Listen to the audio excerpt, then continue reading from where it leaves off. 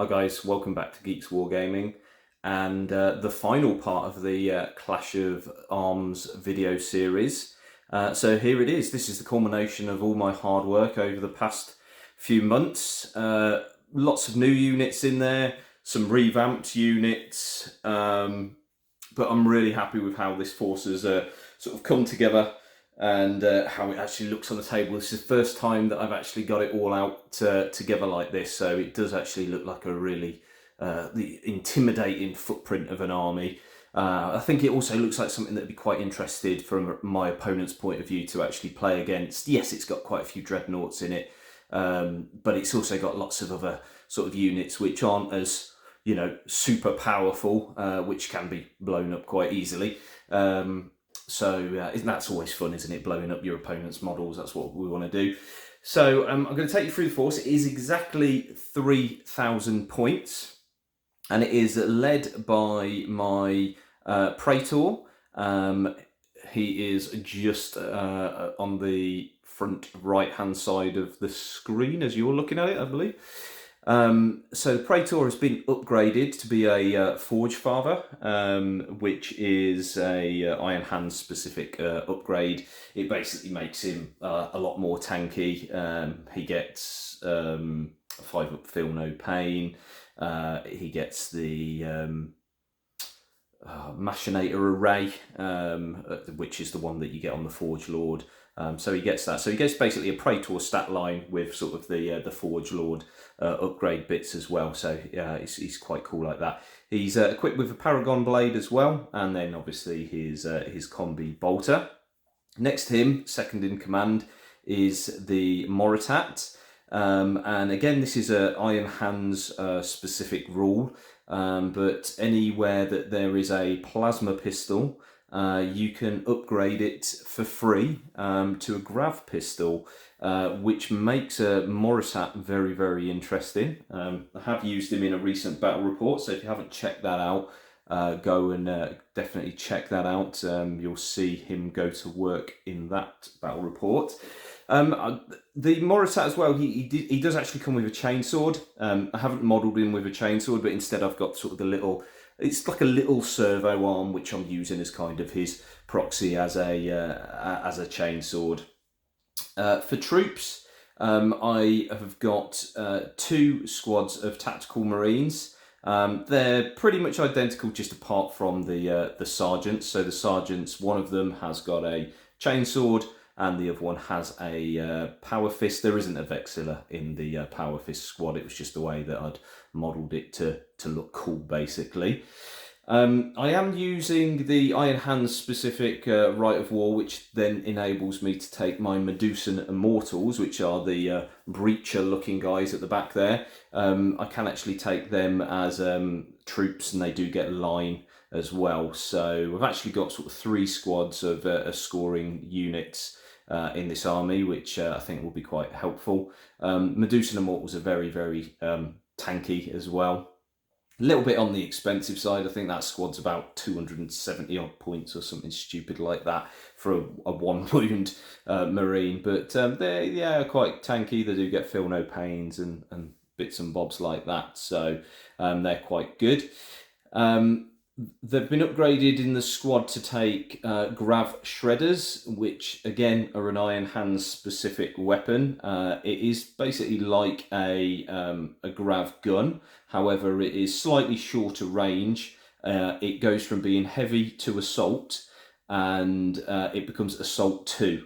So it means that you can be mobile with these and not have the penalty of sort of snap firing or anything like that with it being a heavy weapon. So that is quite good there.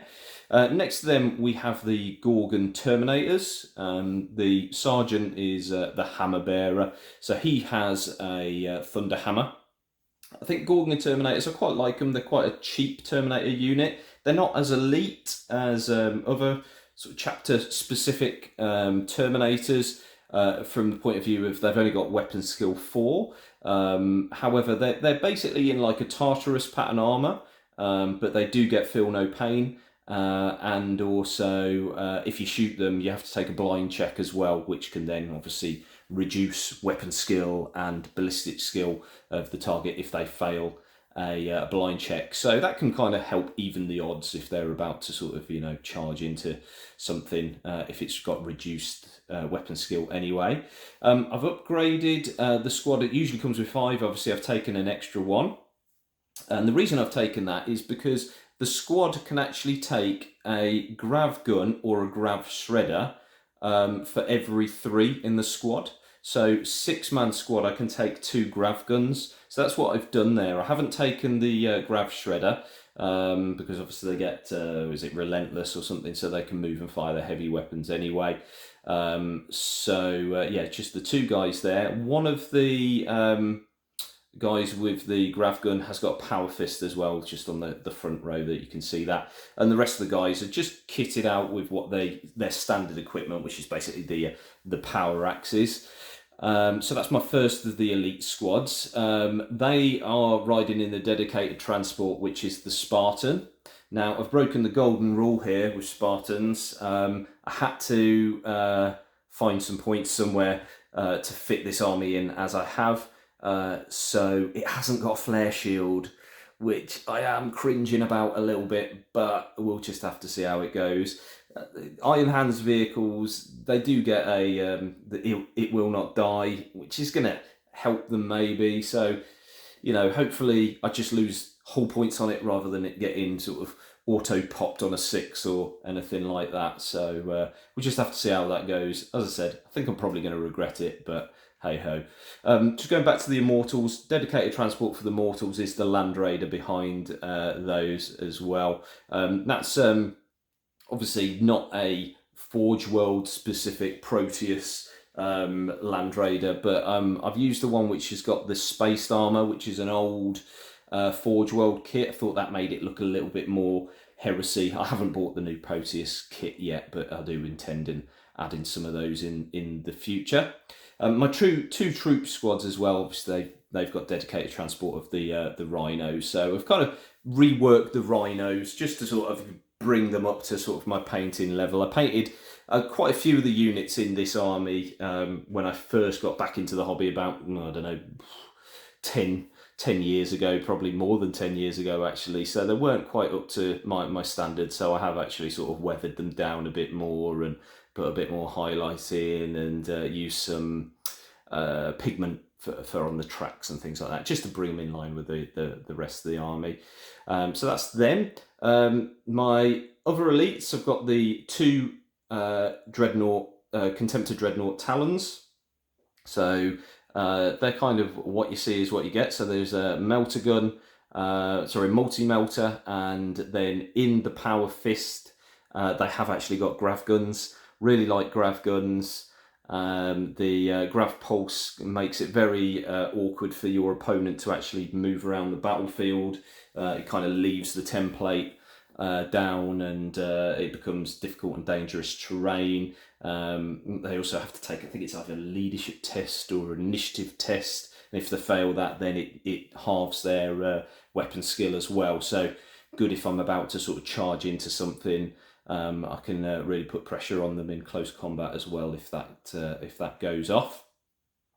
Then the rounding out the force, I've got my 2 heavy supports. So we've got the Leviathan Dreadnought, which has got the storm cannon, the nipple flamers, and the siege drill with the melter built in. I love Leviathans. They're just awesome. They look cool. They really suit the Iron Hands army. So I had to put him in. They are pretty good as well. They're not as good as Contemptors, but again, I was trying to sort of tone this army down a bit. I have got a couple more Contemptors I could have thrown in, but didn't really want to do that. And then the last but not least, I can't wait to use this. I can't wait to use this. It's such a meme weapon, but I've got to just put it in the army. So it's the support Predator. Actually, I think it's been branded now, which has got the las cannon sponsons, and then it's got the conversion beamer. It's actually a heavy conversion beamer, which is a large blast.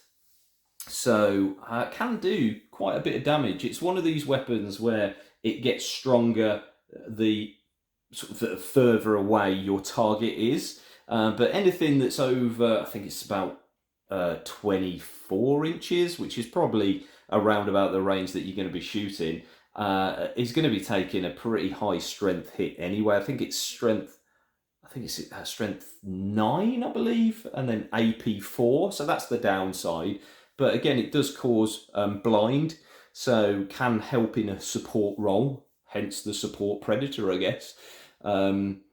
So that's quite good. And if you get it, it's its maximum range. So I think if it's over 42 inches, I think it's then strength 10 AP 1. So then it does actually become a real scary anti-tank weapon, which goes quite nicely with the las cannon. So I'm really looking forward to seeing how he gets on. He is obviously quite an easy tank to pop.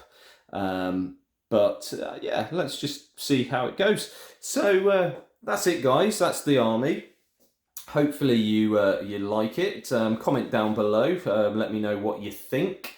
And keep tuned to the channel. Make sure you like, subscribe, click that notification bell, all of that type of stuff.